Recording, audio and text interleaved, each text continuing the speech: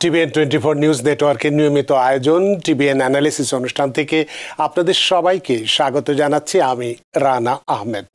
সুপ্রিয় দর্শক, আপনারা এই মুহূর্তে যারা ঘরে টেলিভিশন সেটের সামনে বসে এই অনুষ্ঠানটি দেখছেন কিংবা আরেকটু পরে টেলিভিশন সেটের সামনে বসে আপনাদের এই প্রিয় অনুষ্ঠানটি উপভোগ করবেন, কিংবা এই মুহূর্তে যারা ফেসবুক লাইভে ঢুকেছেন অথবা আরেকটু পরে ফেসবুক লাইভে ঢুকবেন, কিংবা আরও পরে সময় সুযোগ মতো যারা ইউটিউবে অনুষ্ঠানটি দেখবেন তাদেরকেও আগাম স্বাগত জানিয়ে রাখি।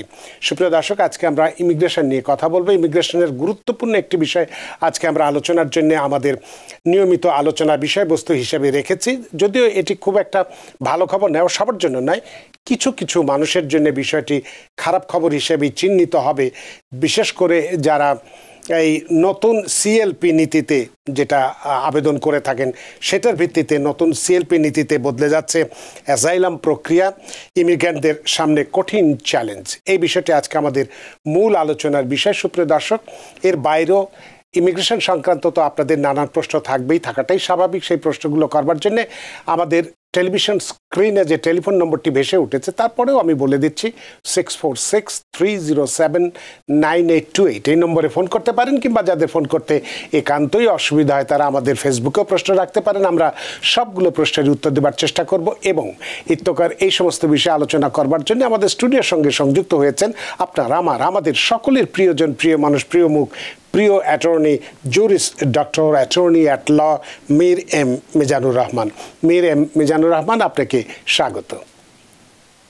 ধন্যবাদ। আপনাকেও অনেক ধন্যবাদ যে এই রাত্রিবেলা অনেক দূর থেকে আমাদের সাথে সংযুক্ত হয়েছেন এবং আজকে খুব গুরুত্বপূর্ণ একটি বিষয় আমরা কথা বলতে চাই। বিশেষ করে যারা বর্ডারে নিয়মনীতি না মেনে আবার আমেরিকার ভেতরে আসেন এবং যে এর প্রেক্ষিতে যে নতুন সিএলপি নীতি যেটা হয়েছে, যে বদল হয়েছে, এবং সেখানে আমরা দেখছি যে অ্যাসাইলাম প্রক্রিয়ায় বেশ কঠিন বা চ্যালেঞ্জের মুখে পড়ছে তাদের জন্য। এই বিষয়টি আজকে আমাদের আলোচনার বিষয়। এটি বলার আগে, আলোচনা করার আগে একটু এই বিষয়ের কনসিকুয়েন্সেসটা একটু বলে নিই। সুপ্রিয় দর্শক, আমেরিকার ইমিগ্রেশন নীতিতে একের পর এক পরিবর্তনের মধ্যে সবচেয়ে আলোচিত বিষয়গুলোর একটি সারকামভেনশন অফ লফুল পাথওয়েজ বা সিএলপি, অ্যাসাইলাম নিষেধাজ্ঞা। এই নীতির ফলে যেসব মানুষ যুদ্ধ, নির্যাতন, গৃহহীনতা কিংবা জীবনের ঝুঁকি নিয়ে পালিয়ে সীমান্তে পৌঁছাচ্ছেন, তাদের জন্য অ্যাসাইলাম পাওয়ার পথ আগের চেয়ে অনেকটাই কঠিন হয়ে উঠেছে। সিএলপি নীতির মূল উদ্দেশ্য আইনসম্মত পথ বা অফিসিয়াল প্রসেস ব্যবহার না করে আমেরিকায় প্রবেশকারীদের নিরুৎসাহিত করা। কিন্তু প্রশ্ন হলো, তারা কি সত্যিই আইনসম্মত পথ ব্যবহার করতে পারছিলেন? CBP-1 অ্যাপ কি সবার জন্য সমানভাবে কার্যকর? আর যারা জঙ্গল, নদী, পাহাড় বা মরুভূমি পাড়ি দিয়ে প্রাণ হাতে নিয়ে সীমান্তে এসেছেন, তাদের জীবনের করুণ কাহিনী কে শুনছে? তাই আজকের আলোচনায় আমরা জানতে চাইব সিএলপি নীতি বাস্তবে কিভাবে কাজ করে, কারা এর সবচেয়ে বেশি শিকার এবং এই নীতির আইনি, মানবিক ও সামাজিক প্রভাব কী। এছাড়াও যারা ইতোমধ্যে সীমান্ত পার হয়ে আমেরিকায় প্রবেশ করেছেন তাদের ভবিষ্যৎ কী? অ্যাসাইলাম প্রক্রিয়ায় তারা কি কোনো ব্যতিক্রমের সুযোগ পেতে পারেন? সুপ্রিয় দর্শক, এসব গুরুত্বপূর্ণ প্রশ্নের উত্তর জানতেই আজ আমাদের সাথে আছেন এমন একজন অভিজ্ঞ ইমিগ্রেশন অ্যাটর্নি, যিনি মাঠ পর্যায়ে প্রতিদিন এই ধরনের শত শত কেস নিয়ে কাজ করছেন। তার কাছে থেকেই আমরা জানব এই সিএলপি নীতির আসল কার্যপ্রণালী, জটিলতা আর সম্ভাব্য আইনি পথগুলো। তো চলুন শুরু করা যাক আজকের মূল আলোচনা, সিএলপি অ্যাসাইলাম নিষেধাজ্ঞা, বাস্তবতা, বিতর্ক এবং মানবিক সত্য। অ্যাটর্নি মীর এম মিজানুর রহমান, আজকের বিষয়বস্তুর উপরে সামান্য একটু ধারণা দেওয়ার আমি চেষ্টা করেছি। আপনার কাছে বিস্তারিতভাবে জানতে চাইব, সে কারণে আপনার কাছে প্রথমেই বেশ কিছু প্রশ্ন আমি রেখে দিতে চাই, যাতে আপনিও নিরবিচ্ছিন্নভাবে আলোচনাটি চালিয়ে যেতে পারেন। আপনার কাছে যে প্রশ্নটি আমি রাখতে চাই যে এই যে সিএলপি নীতি বাস্তবে কিভাবে কাজ করে, কারা এর সবচেয়ে বেশি শিকার, এই নীতির আইনি, মানবিক ও সামাজিক প্রভাব কী, এবং যারা ইতোমধ্যে সীমান্ত পার হয়ে আমেরিকা প্রবেশ করেছেন তাদের ভবিষ্যৎ কী, এবং অ্যাসাইলাম প্রক্রিয়ায় তারা কি অন্য কোনো ব্যতিক্রমী বা বিশেষ কোনো সুযোগ পেতে পারেন কিনা, এই বিষয়টি আপনার কাছে বিস্তারিত জানতে চাই। জনাব মীর এম মিজানুর রহমান। ধন্যবাদ আমাকে সুযোগ দেওয়ার জন্য।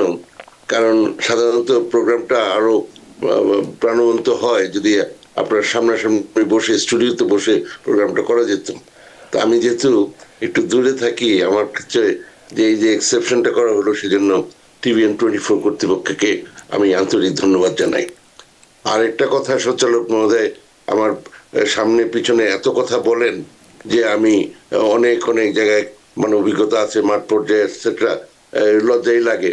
তবে ইন জেনারেল কথা না বলে আমি ফ্যাক্টস বলতে চাই যে হ্যাঁ, আমি 1999 সালের ডিসেম্বরের 15 তারিখে আমি শপথ গ্রহণ করি অ্যাটর্নি হিসাবে, এবং তার আগে এক চান্সে বার পাস করি নিউ ইয়র্কের, এবং তার আগে মোটামুটি ইভেন সামার কোর্স নিয়েও খুব শর্ট সময়ে আমি এখানে জুরিস ডক্টর ডিগ্রিটা করি।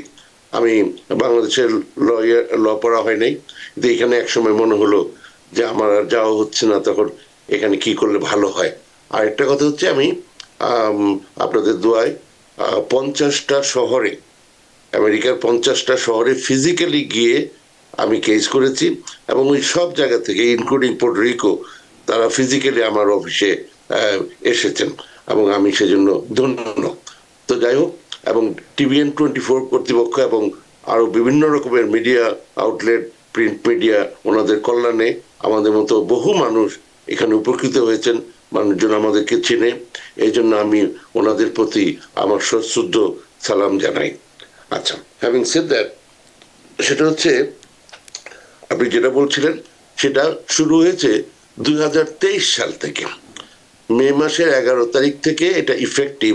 সেটা বেসিক্যালি যেটা হলো, এত মানুষজন আসতেছিল যে প্রচুর সমালোচনা হচ্ছিল। তখনকার ওই ব্যাকগ্রাউন্ডে বাইডেন সাহেব, প্রেসিডেন্ট বাইডেন, হ্যাঁ, একটা রুল জারি করলেন, যারা সাউদার্ন বর্ডার দিয়ে আসবে তাদের ক্ষেত্রে একটা নিষেধাজ্ঞা জারি করা, যে যারা লিগালি আসবে না, হ্যাঁ, তারা এখানে ওই অ্যাসাইলাম পাবে না। এটা একটা বার, হ্যাঁ, অ্যাসাইলাম পাওয়ার ক্ষেত্রে বিভিন্ন ধরনের বার আছে, এটা একটা বার। হ্যাঁ, তবে যে কোনো অন্যান্য নীতির মতোই এখানে এটাকে রিবার্ট করা, রিবার্টেবল প্রিজাম্পশন আর কি, হ্যাঁ। তো ওইভাবে করে এটার এক্সেপশন ব্যাখ্যা করে রিবার্টাল দিয়ে আপনি স্টিল অ্যাসাইলাম পেতে পারেন, যদি আপনি দেখাতে পারেন আপনি বিভিন্ন এক্সেপশন ছিল। তো এটা তো হ্যাঁ, আপনি নামটা তো বলেনি, সার্কামভেনশন অফ লফুল পাথওয়েজ, এটা গেল। এটা মে মাসের 11 তারিখ থেকে এখনো পর্যন্ত যারা এভাবে করে ইলিগালি আসবেন তাদেরকে ওই যে বর্ডারে যে প্রশ্ন করে, যেমন credible fear interview, asylum interview, immigration court hearing, এই সব ক্ষেত্রে এগুলা করার সময় যদি ওই ধরনের ব্যাকগ্রাউন্ডের ওইভাবে করে মানুষজন আসেন, তাহলে তাদের ক্ষেত্রে এটা প্রথমে ধরে নেওয়া হবে ওনারা অ্যাসাইলাম পান না, কিন্তু আপনি ইচ্ছা করলে আপনি এক্সেপশনটা নেওয়ার চেষ্টা করতে পারেন। এখানে আরেকটা কথা বলে নেওয়া প্রয়োজন, যে আপনি যখন এই যে ব্যাপারগুলো যেটা বললাম অ্যাসাইলাম ইত্যাদি, এটা একের ভিতরে 3, আপনি মানে এটা একই অ্যাপ্লিকেশনে আপনি অ্যাসাইলাম এবং 2 ধরনের উইথহোল্ডিং অফ রিমুভালের জন্য আপনি অ্যাপ্লাই করছেন। একটা তো হচ্ছে অ্যাসাইলাম, আর একটা হচ্ছে withholding of removal under American law, আর একটা হচ্ছে withholding of removal under the United Nations law. তো এই যে 2 ধরনের উইথহোল্ডিং অফ রিমুভাল, মানে হচ্ছে ওটা যদি আপনি পান তাহলে আপনাকে, আপনার নামে রিমুভাল অর্ডার থাকবে, কিন্তু আপনাকে ওটা এক্সিকিউট করা হবে না অনির্দিষ্টকালের জন্য, এবং এটা দিয়ে আপনি অটোমেটিক গ্রিন কার্ডে অ্যাপ্লাই করতে পারবেন না। আপনি ফ্রি ওয়ার্ক পারমিট পাবেন, মানে ওটা অ্যাপ্লাই করতে গেলে যে গভর্নমেন্ট ফি দিতে হয়, এগুলো থেকে ক্ষমা পেয়ে আপনি এখানে রেগুলার আপনি থাকতে পারবেন, কিন্তু বাইরে গেলেই ইউর সেলফ রিপোর্টিং ইউরসেলফ।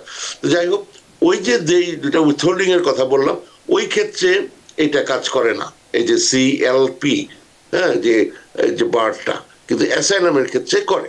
কিন্তু তারপরও এটার টু স্টার্ট উইথ যেভাবে আমরা দেখি, যে যখন দেখা যায় যে আদারওয়াইজ ইউ আর এলিজিবল, তখন প্রচুর প্রসিকিউটররা আছে যারা আমাদের সাথে কাজ করেন, জাজরাও আছেন, যারা আমরা মিলেমিশে এটা সামহাও রিবাটালটা অ্যাকসেপ্টেবল করিয়ে নিই। হ্যাঁ, মানে ডেফিনেটলি আমাদেরকে ফাইট করতে হয়। তো ফাইটটা করলেও যদি আদারওয়াইজ এলিজিবল হয়, এটা খুব একটা ঝামেলা করে না, বিকজ এমন সব নীতি ব্যাপার ছিল এটার আন্ডারে, যেগুলা খুব কষ্টসাধ্য একটা ব্যাপার। আর যারা জীবনের হুমকি মানে জীবনের ঝুঁকি নিয়ে মৃত্যুর দুয়ার থেকে এরকম যে ফিরে আসার যে সমস্ত ব্যাপার হয়, সেখানে যে সমস্ত অন্যান্য দেশের মাঝখান দিয়ে তারা আসে, তো তখন এইগুলা করতে গিয়ে যে এই সমস্ত লিমিটেশনস আছে, তাতে করে এই যে সিএলপি বারের জন্য যে সমস্ত কন্ডিশন গুলো আছে, হ্যাঁ, যেমন একজন মানুষকে আশা করা হয় তার একটা স্মার্টফোন অ্যাপ থাকবে, মানে some kind of CBP1 etcetera এই ধরনের থাকবে, ওইখান থেকে বাইরে থেকে বসে উনি অ্যাপ্লাই করবে, ফোনের মাধ্যমে রেজিস্ট্রেশন করবেন, তারপরে যে সমস্ত জায়গার মধ্যে দিয়ে আসবেন সেখানে উনি অ্যাপ্লাই করলেন না কেন, যে ওই যে মানে কি যে বলে অ্যাসাইলামের অ্যাপ্লিকেশন করেছেন কিনা, এ ধরনের বিভিন্ন রকমের কন্ডিশন যেগুলো আছে, যেগুলো প্র্যাকটিক্যালি এগুলা স্যাটিসফাই করা সম্ভব হয় না। হ্যাঁ, তো সেই সমস্ত কারণে, আর তাছাড়া বিভিন্ন দেশের মাঝখান দিয়ে যে মানুষজন আপনাকে একটু থামাই, আপনি যেহেতু CBP1 অ্যাপের কথা বললেন, তাহলে এক্ষেত্রে এই CBP1 যে অ্যাপ, এটা যদি কেউ ব্যবহার না করে বা অ্যাপয়েন্টমেন্ট যদি না পায়, তাহলে কি স্বয়ংক্রিয়ভাবে তার CLP বারের আওতায় পড়বেন না? তিনি বারের আওতায় পড়লেন, কিন্তু সেখানে আপনাকে আপনি যদি দেখাতে পারেন, যেটা আমরা রেগুলার দেখানোর চেষ্টা করি, যে এই সমস্ত বিভিন্ন কিছু তার পক্ষে করা সম্ভব হয়ে উঠে নাই, এবং মানে তার রিজনেবল সিচুয়েশন ছিল যেটা দিয়ে দেখানো যায় যে অনেক কিছুই করা সম্ভব হয় না। এই হচ্ছে কথাটা, যে মানুষটা নিউ ইয়র্কে বলেন কি টেক্সাসে বলেন কি অ্যালাবামাতে বলেন ক্যালিফোর্নিয়াতে বলেন একটা সুখের সময় কাটাচ্ছে, তার ফলে বিভিন্ন রকমের টেকনোলজিক্যাল যে সমস্ত ফ্যাসিলিটি আছে উনি যেগুলো পান।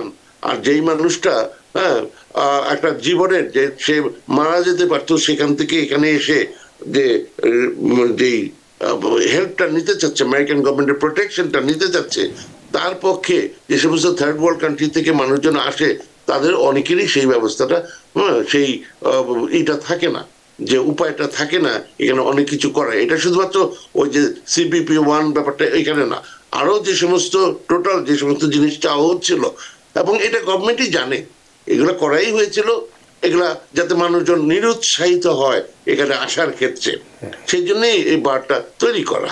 কিন্তু যদি কেউ এখানে এসে পড়ে, এটার অন্যান্য আরেকটা জিনিস আমরা যেটা করি, আমেরিকান যেগুলো বেসিক ল আছে, যেটা স্ট্যাচুটরি ল কংগ্রেসের মাধ্যমে করা, সেগুলাকে আপনি ওই বাইপাস করে অন্য কোনো রেগুলেশন দিয়ে আপনি ওটাকে ঠেকাতে পারেন না। আমাদের যেই মেইন ব্যাপারটা হয়, কংগ্রেসের যে আইনটা, এই ক্ষেত্রে আরো অনেক ধরনের আইনই আমরা, এবং এর ফলে এগুলো চেঞ্জ করা হয়েছে। ধরেন যেগুলো রেগুলেশন আছে, তার থেকে বড় হচ্ছে আইনটা।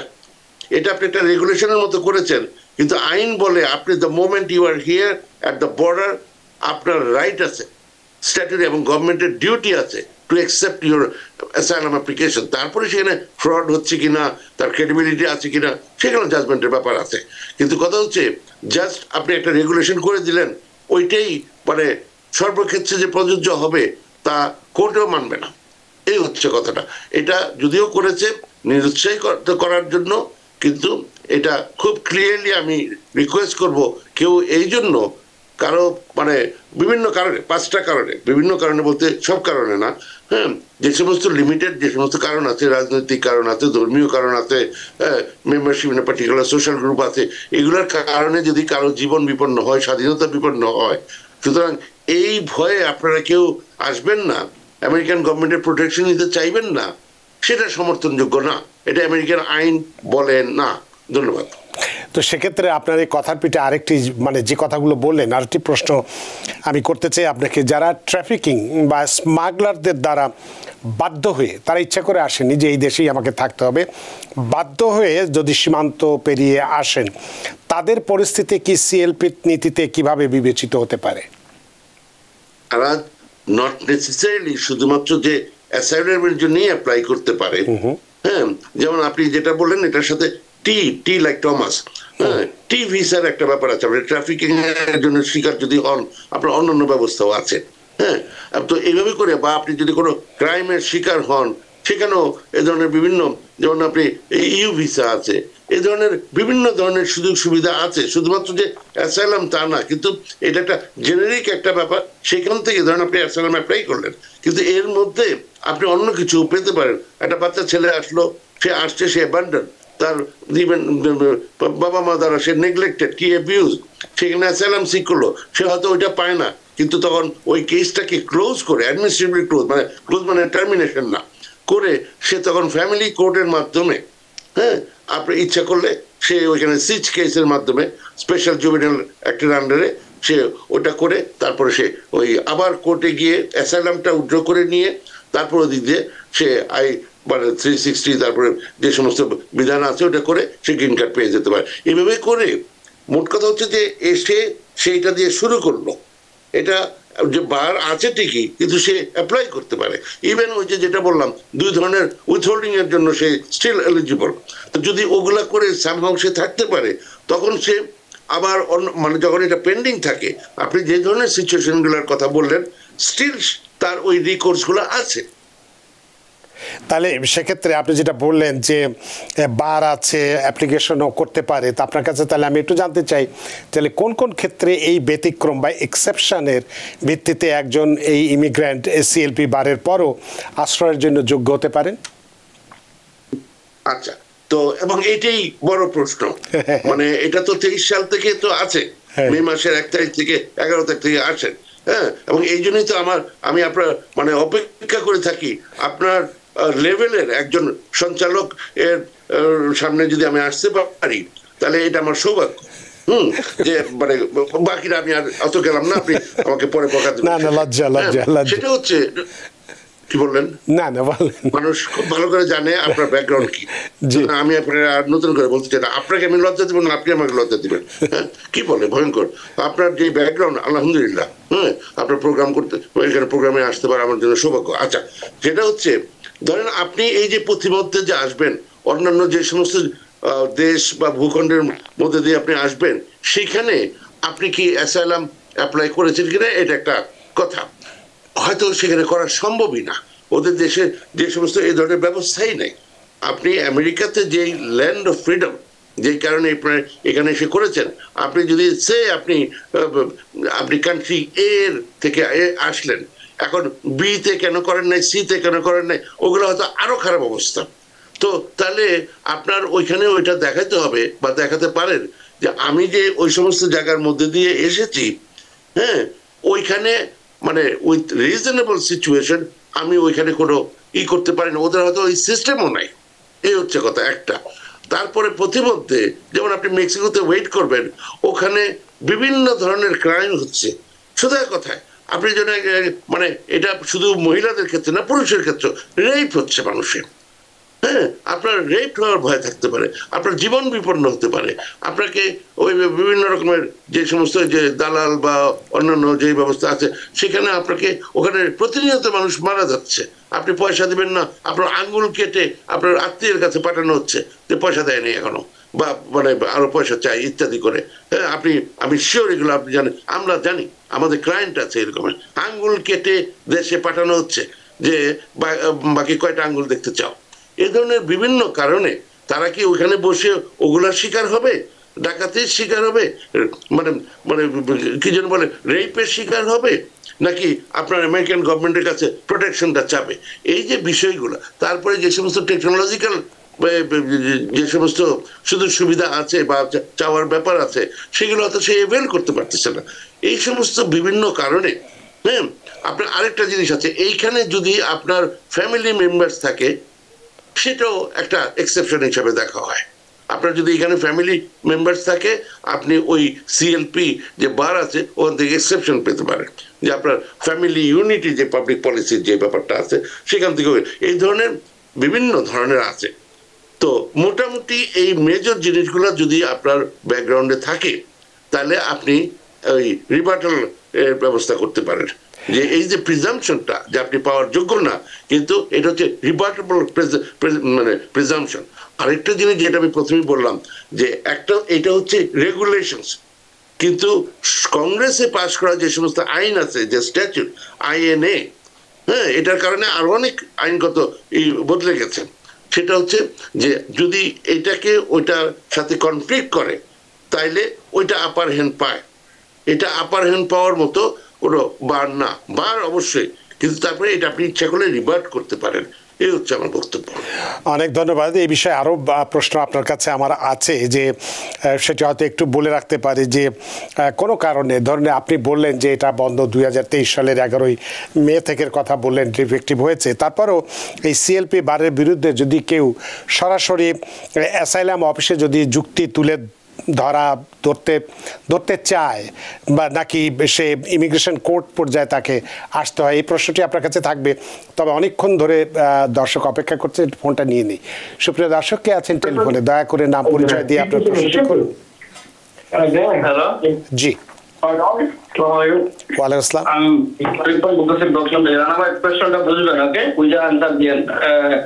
আপনার শর্ট সময় ইয়ে করে দেন। আমি লয়ারের কাছে আমার একটা কোয়েশ্চন, যে আমার ওয়াইফের জন্য অ্যাপ্লাই করেছিলাম 2022 সেপ্টেম্বর, গ্রিন কার্ড ছিল তখন। এখন আজও পর্যন্ত অ্যাপ্রুভাল আসে নাই। আবার আজ থেকে 4 মাস আগে আমি সিটিজেন হওয়ার পরে আপডেট দিয়েছিলাম।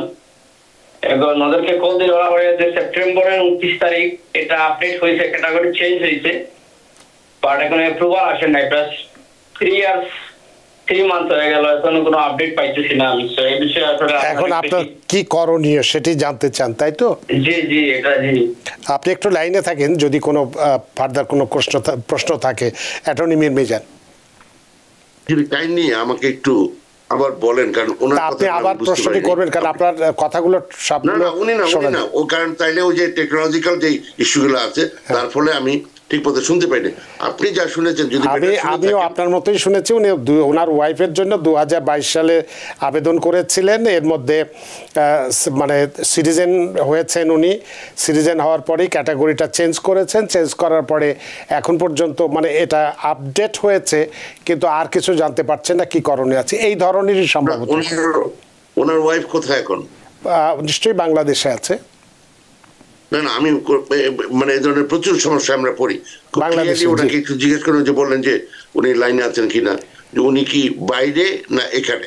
বাংলাদেশে লাইনে আছে, বাংলাদেশে। প্রথম কথা হচ্ছে, এটা নিয়ে বর্তমানে আমাদের প্রচুর ক্লায়েন্টের আমরা রোষানলে পড়েছি।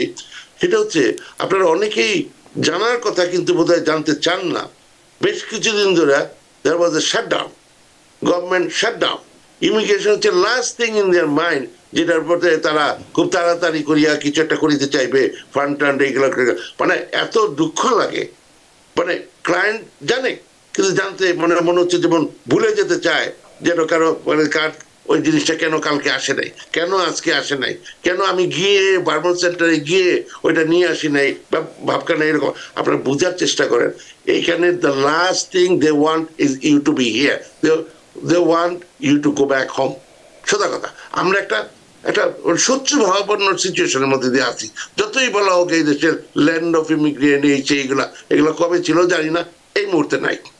আচ্ছা, এখন কথা হচ্ছে, যতই আপনি বলেন যে আমি আমার রাইট আছে, এই আছে, সে, খুব সাবধানে থাকবেন যেগুলো বলার মতো।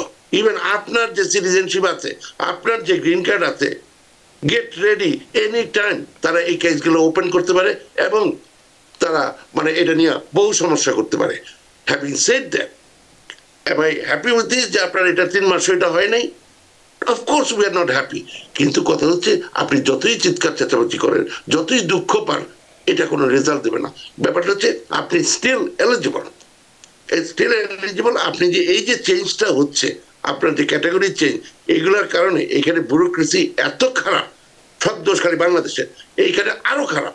একটা টেবিল থেকে আরেকটা টেবিলে ফাইল যেতে মাসের পর মাস লাগে গেল।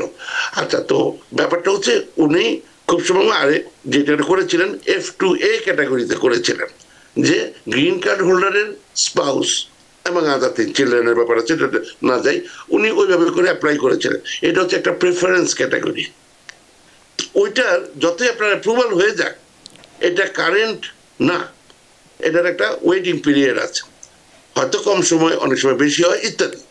এর মধ্যে আপনি সিটিজেন হলেন, খুবই সৌভাগ্যের কথা, হ্যাঁ, ভালো কথা, আপনি কোয়ালিফাই করেছেন, আপনি হয়েছেন।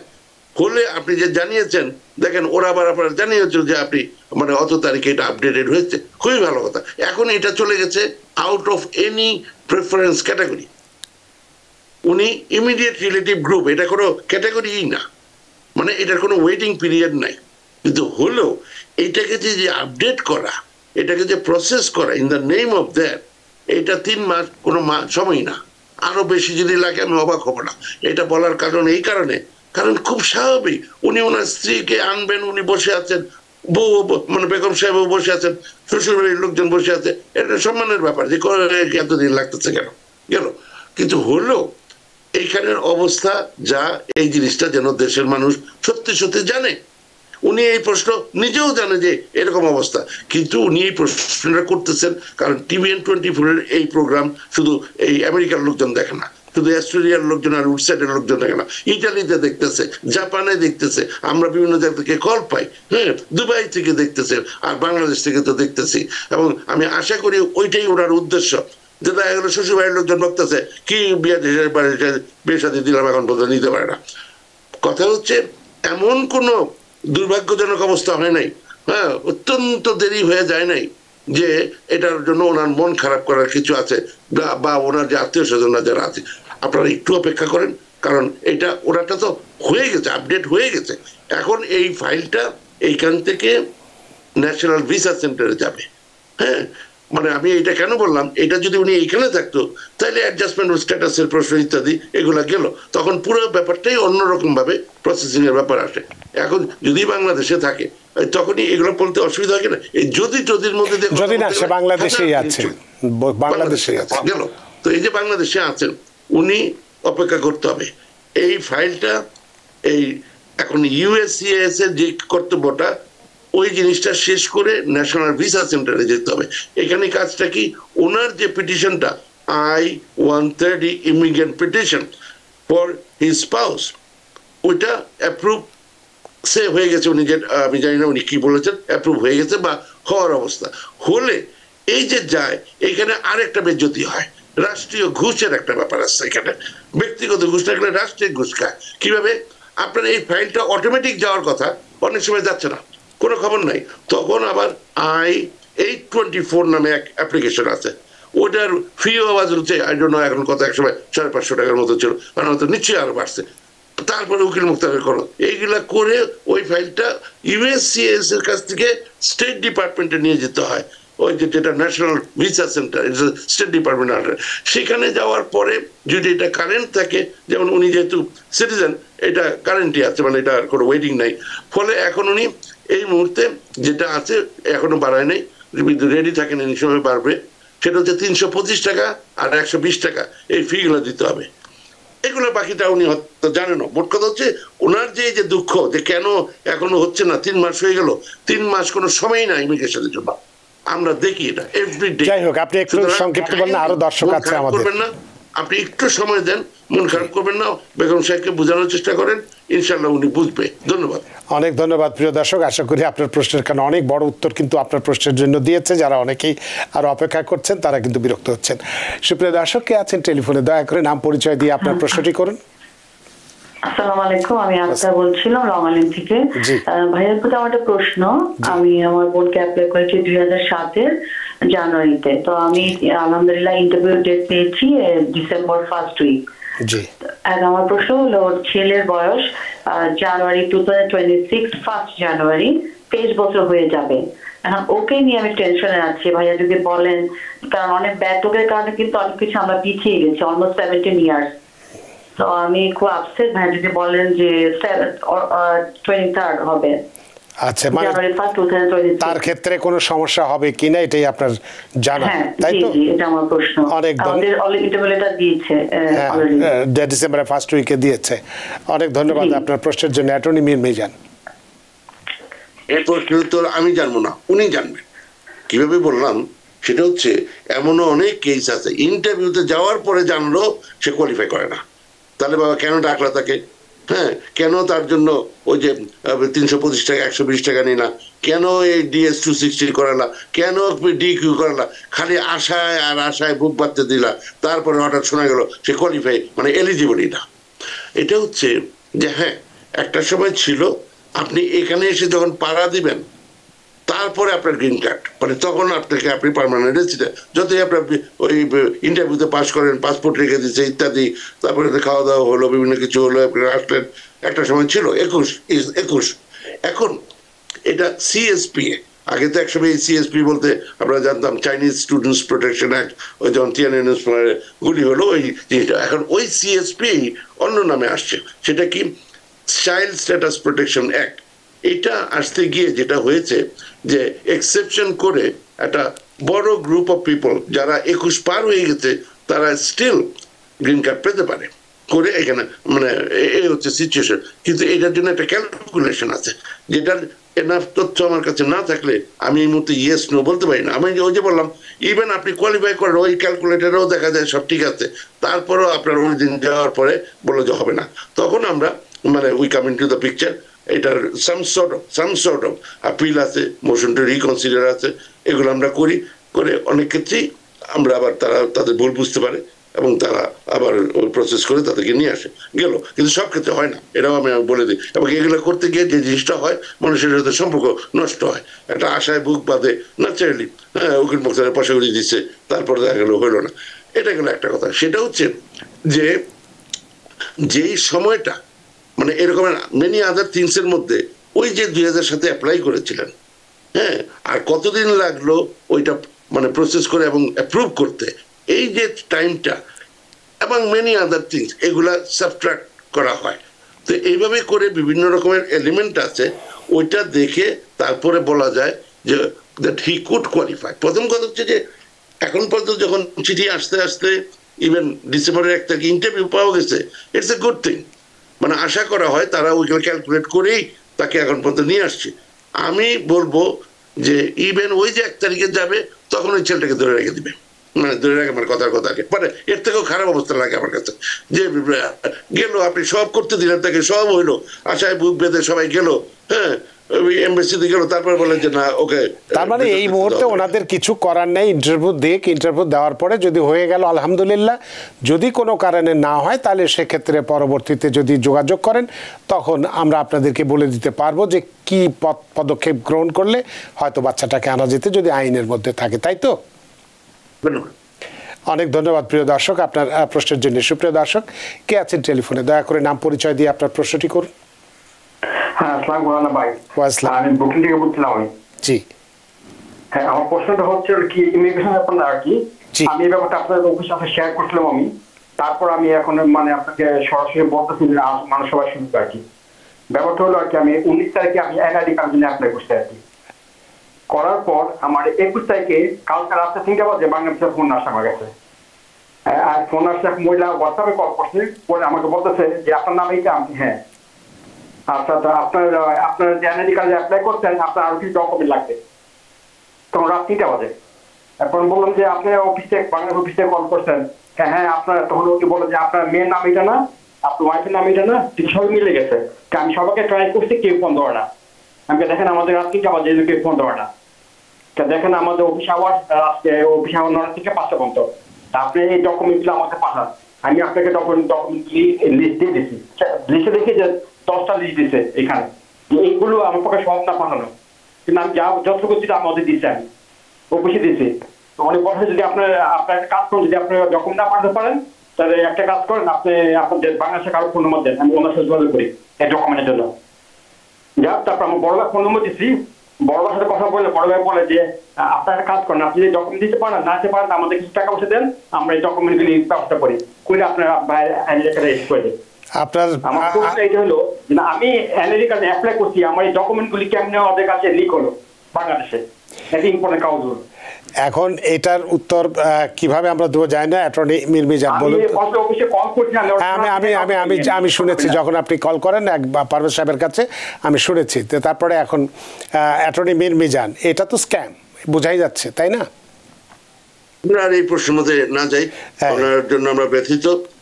আমরা নেক্সট প্রশ্নে যাই। না দেখুন, এটা আসলে স্ক্যাম। এই ধরনের যেহেতু টাকা পয়সা চেয়েছে, এটা বুঝেন আপনার এখন কিভাবে গেছে, হয়তো আপনার কোনো ডকুমেন্টস হয়তো আপনার হোয়াটসঅ্যাপ বা আপনার ফোনের মধ্যে ছিল, সেখান থেকে যে কোনোভাবেই হোক করেছে। সেদিন তো রাত 12টার সময় আমাকে বাংলাদেশের আর্মির নাম করে টেলিফোন করেছে, এইটা দেন ওইটা সেটা বন্ধ করতে হবে। তখন আমি বুঝে গেছি যে এটা স্ক্যাম, এটা মানে দুরভিসন্ধিমূলক বিষয়। যখন আমি 2-1টা প্রশ্ন করেছি তখন লাইন কেটে দিয়েছে। সুতরাং এগুলোর উপরে আপনার কোনো চিন্তার কোনো কারণ নেই, এটা নিয়ে আপনার ভাবারও কোনো কারণ নেই, আপনার কিচ্ছু করার দরকার নেই। কারণ আপনি এখানে অ্যাসাইলাম করেছেন, আপনাকেই এখানে ডাকলে এখানকার লোকেরা ডাকতে পারে, তাও তো এখানে কোনো টেলিফোনও করবে না আপনাকে বা কোনো কিছু করবে না, চিঠি দিয়ে জানাবে, মেইল করবে। এর বাইরে কোনো কিছু এখানকার কোনো অফিস কিছু কারোর সঙ্গে কিছু করে না। সুতরাং এই ব্যাপারে আপনার এত মাথা ব্যথার কোনো কারণ আছে বলে মনে হয় না। কারোর কাছেই কোনো রকম তথ্য আপনি শেয়ার করবেন না, কোনো কিছু দেবেন না। সুপ্রিয় দর্শক, কে আছেন টেলিফোনে? দয়া করে নাম পরিচয় দিয়ে আপনার প্রশ্নটি করুন। হ্যালো, আসসালামু আলাইকুম। ওয়ালাইকুম। জি, আমার সাইফুল ইসলাম। আমি অ্যাটর্নি স্যারকে জিজ্ঞেস করতে চাই জি যে আমি 2019-এ আসছি আন্ডারগ্রেড লেখাপড়া করার জন্য। জি, আমি আন্ডারগ্রেড করে 1 বছর চাকরি করেছি, আবার আমি মাস্টার্সও করেছি, এখন আবার চাকরিতে। জি, আমি ওপিডি নিয়ে আসছি, পারমিশন নিয়ে। আমি যদি থেকে যেতে চাই তাহলে আমি কোন পদ্ধতিতে আমি অ্যাপ্লাই করব? আমি বর্তমানে ওপিডি নিয়ে আছি। অনেক ধন্যবাদ জনাব সাইফুল আপনার প্রশ্নের জন্য। অ্যাটর্নি মীর মিজান। আপনি এখান থেকে অন্যখানে যাওয়ার ক্ষেত্রে তো অবশ্যই কোনো সমস্যা নাই, সেটা আপনি যাবেন, কিন্তু আসার সময় নিয়ে ইস্যুটা আছে। তো আপনি না, উনি এখানে থেকে যেতে চান, এখন যেহেতু ওপিটিতে আছেন তা তো চলে যেতে হবে এক সময়, মানে এখানে পার্মানেন্টলি থেকে যেতে চান। কথাটা শুনি নাই, ওনার প্রশ্নটা হচ্ছে উনি স্টুডেন্ট ভিসা নিয়ে এসেছিলেন, 1 বছর চাকরি করেছিলেন, আবার মাস্টার্সও করেছেন, এখন আবার চাকরি করছেন ওপিটি হিসেবে। তা এখন ওনার ইচ্ছে হলো যে যাতে ওপিটি শেষ হয়ে গেলে তো চলে যেতে হয়, তো সেখানে না যে এখানে কি ব্যবস্থা থাকলে উনি একেবারেই থেকে যেতে পারেন। উনি থেকে যেতে চান, রাইট। মানে ব্যাপারটা এত ব্রড, আপনার কারোর সাথে বসা উচিত, এই সংক্ষিপ্ত সময়ে এটা বলা সম্ভব না।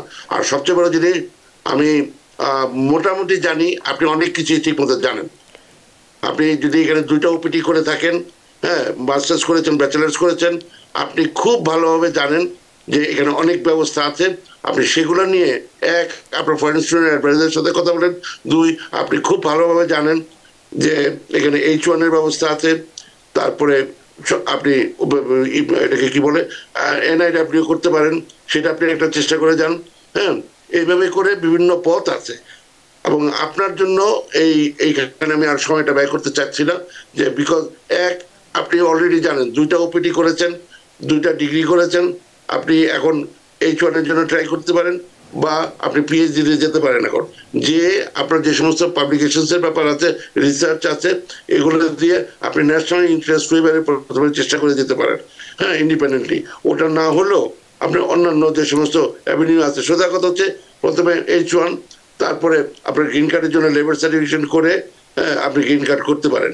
তো আমি মনে করি যে আপনার প্রভূত সম্ভাবনা আছে, কিন্তু মোর যদি আপনার ওই যে বললাম আপনি 2nd ডিগ্রি করার পরে হায়ার ডিগ্রি যেহেতু আছে, আপনি ন্যাশনাল ইন্টারেস্ট ওয়েবারে গ্রিন কার্ডের একটা চেষ্টা করে দেখতে পারেন আর কি। ধন্যবাদ। অনেক ধন্যবাদ। আসলে বিষয়টি আপনার তো এইভাবে একটা টেলিফোনে শুধুমাত্র আলোচনা দিয়ে আপনার বিষয়টাকে সমাধান করা যায় না। আপনি একজন অভিজ্ঞ লয়ারের সঙ্গে, অ্যাটর্নির সঙ্গে কথা বলুন, বিষয়টি আপনার জন্য আরও ভালো হবে। একটি প্রশ্ন ফেসবুক থেকে নিতে চাই। মাহবুবা মায়া, তিনি বলছেন, my dad filed a F3 case for me, my husband and child. He filed on August 24th, 2012, but still I have not gotten any welcome letter. কি করণীয় আছে, এটা আপনি কি পরামর্শ দেবেন তাকে? বাট হচ্ছে আবারও ওই যে বললাম যে হাইপোথেটিক্যাল কোশ্চেন, প্রথমে আপনারা প্রশ্নগুলো যেই করেন, আপনার বেনিফিশিয়ারি কোথায়, এই জিনিসটা কাইন্ডলি একটু শেয়ার করবেন, এগুলো একটা কথা। তো আমরা হাইপোথেটিক্যাল ধরে নিচ্ছি ওনারা বাংলাদেশে আছেন, মানে বাইরে আছেন, ওনার বাবা অ্যাপ্লাই করেছেন F3 ক্যাটাগরিতে। এটার প্রথম ধাপ হচ্ছে USCIS I-130 ইমিগ্রেন্ট পিটিশন করেছেন, এবং সেটার ধাপ হিসেবে আপনারা ওইখানে আছেন। আমি জানি না ওইটা অ্যাপ্রুভ হয়েছে কিনা, ওয়েলকাম লেটার বহু দূরের ব্যাপার, হ্যাঁ।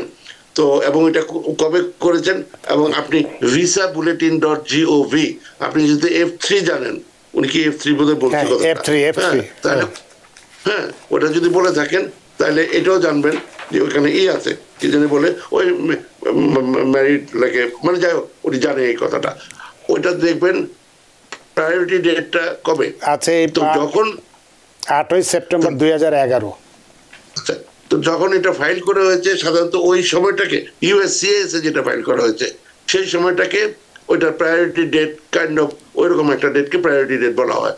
তারপরে দেখতে হবে যে এখন কোন ডেটটা চলতেছে, এটা মাঝে মাঝে চেক করবেন।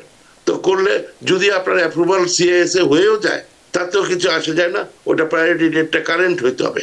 কারেন্ট হলে তখন আপনি ওই এই ফাইলটা যাবে ন্যাশনাল ভিসা সেন্টারে, এবং সেটাও যে বললাম যে এটা যদি দেখা যায় সাধারণত 1-2 মাসের মধ্যে যাওয়ার কথা, যদি না যায় প্রায়োরিটি ডেট কারেন্ট হয়ে গেছে তখন আপনাকে আপনার ওই কি যেন বলে I-824 অ্যাপ্লিকেশন করে ফাইলটা এখান থেকে ওইখানে নিতে হবে, যদিও তাদের দায়িত্ব, এটা একটা চিঠি লিখলেই কাজ হচ্ছে না গেল।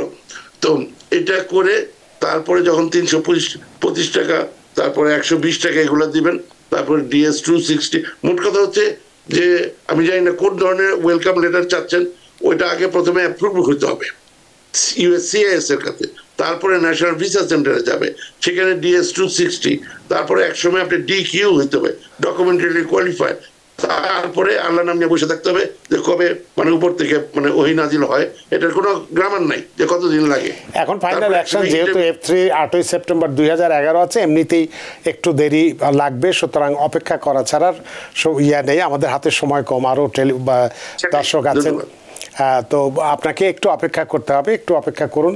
এবং আমরা বললাম এই ভিসা বুলেটিনে F3 ক্যাটাগরি 8ই সেপ্টেম্বর 2011 ফাইনাল অ্যাকশন চলছে, এমনিতেই আপনার একটু সময়ের ব্যাপার, একটু অপেক্ষা করুন। সুপ্রিয় দর্শক কে আছেন টেলিফোনে, দয়া করে নাম পরিচয় দিয়ে আপনার প্রশ্নটি করুন। হ্যালো, আসসালাম। আমি গতকাল কোশ্চেন করছিলাম, আমি আনসারটা ভালোভাবে বুঝে নাই, কারণ কথাগুলো স্পষ্ট বোঝা যায় না, তো এই জন্য আজকে করতেছি। তো আমার দেবুরের জন্য অ্যাপ্লাই করছিল, তো ওর ছেলের বয়স 21 বছরের প্রায় কাছাকাছি। তো আমরা রিকোয়েস্ট ইমেল করছিলাম ওদেরকে, ওরা এটা অ্যাকসেপ্ট করছে, তো ওরা অ্যাকসেপ্ট করছে, তখন ফাইলটা বাংলাদেশে পাঠিয়ে। তো আজকে 2 মাস হয়ে গেছে, আমরা তো কোনো ডেট পাইতেছি না। তো আমরা এখন কি করতে পারি, কিভাবে আমরা ডেটটা পাইতে পারি? 2 মাস পার হয়ে গেছে। আপনি জি কি প্রশ্ন করবেন আপনি বলুন। আমি মানে উত্তর দিব? হ্যাঁ, আচ্ছা, থ্যাংক ইউ। আচ্ছা, সেটা হচ্ছে এই ধরনের বেশ কয়েকটা প্রশ্ন এবং উত্তর আমরা এর মধ্যে আলোচনা করেছি। 2 মাস কোনো বেশি সময় না। আপনাকে প্রথমে বুঝতে হবে you are dealing with American immigration. হ্যাঁ, এখানে আপনাদের কথাবার্তা last thing in their mind, এবং এখানে ব্যুরোক্রেটিক সিস্টেমটা খুবই খারাপ, এগুলো আমি কয়েকবার বলেছি। তো ফলে সেইখানে এই যে 2 মাস এটা কোনো সময় না, একটু আরো অনেক অনেক সময় দিতে হবে। হ্যাঁ, বিফোর আপনারা এইভাবে এটা নিয়ে মানে দুশ্চিন্তার ব্যাপার আছে, কনসার্ন হবেন কিন্তু ওয়ারিড হবেন না। হ্যাঁ, তো আসল জিনিসটা হয়ে গেছে যে আপনার এই যে এইগুলো গিয়ে বাংলাদেশে ফাইল চলে গেছে বললেন, এখন জাস্ট ইন্টারভিউটা দিবে, এটার কোনো গ্রামার নাই। তবে ওই যে যদি দেখেন CSPA ক্যালকুলেশনে হ্যাঁ ছেলেটা বাদ পড়ে যাওয়ার মতো একটা পরিস্থিতি সৃষ্টি হয়েছে অদূর ভবিষ্যতে, ইমিডিয়েটলি এটা জিজ্ঞেস করে এটা খুব সিরিয়াসলি একটা এক্সেপশন হিসেবে দেখা হয়, যেটা তাড়াতাড়ি ইন্টারভিউ নেওয়ার জন্য CSPA যদি প্রবলেম থাকে যে খুব তাড়াতাড়ি তার ওই যে 21 না কিন্তু ওই যে ওইটার বাইরে চলে যাবে ক্যালকুলেশনে গিয়ে, তখন এটা তাদের নজরে আনা উচিত। ধন্যবাদ। অনেক ধন্যবাদ প্রিয় দর্শক, আপনার প্রশ্নের উত্তর পেয়েছেন এবং খুশি হয়েছেন। সুপ্রিয় দর্শক, আমাদের হাতে সময় নেই, সময়ের দড়িতে বাধা, সময় সীমানো টপ কনকটিতে অনুষ্ঠানও শেষ করতে হচ্ছে। অ্যাটর্নি মীর মিজান, আপনিও অনেক দূর থেকে আপনি নিজেই বলেছেন আমাদের সাথে সংযুক্ত হয়েছেন এবং খুব গুরুত্বপূর্ণ একটি বিষয় নিয়ে কথা বলেছেন, দর্শকদের অনেক প্রশ্নের জবাব দিয়েছেন। সত্যি আমরা ঋদ্ধ, আমরা প্রাণিত। আপনাকে আবারও ধন্যবাদ। সুপ্রিয় দর্শক, আজকে আমরা নতুন CLP নীতিতে বদলে যাচ্ছে অ্যাসাইলাম প্রক্রিয়া, ইমিগ্রেন্টদের সামনে যে কঠিন চ্যালেঞ্জ সেটি নিয়ে বিস্তারিত কথা বলেছে, আপনাদের অনেক প্রশ্নের উত্তর দিয়েছে। আশা করি আজকের অনুষ্ঠান আপনাদের যথেষ্ট ভালো লেগেছে। সুপ্রিয় দর্শক, যে যেখানেই থাকুন ভালো থাকুন, সুস্থ থাকুন, নিরাপদে থাকুন। TVN 24 নিউজ নেটওয়ার্কের সাথেই শুভরাত্রি। TVN 24 টেলিভিশন দেখতে আজই কল করুন 7187776556। লগ ইন করুন www.totalcablebd.com। নিউ ইয়র্ক থেকে সম্প্রচারিত TVN 24 টেলিভিশন, বিশ্বজুড়ে বাঙালির কণ্ঠস্বর।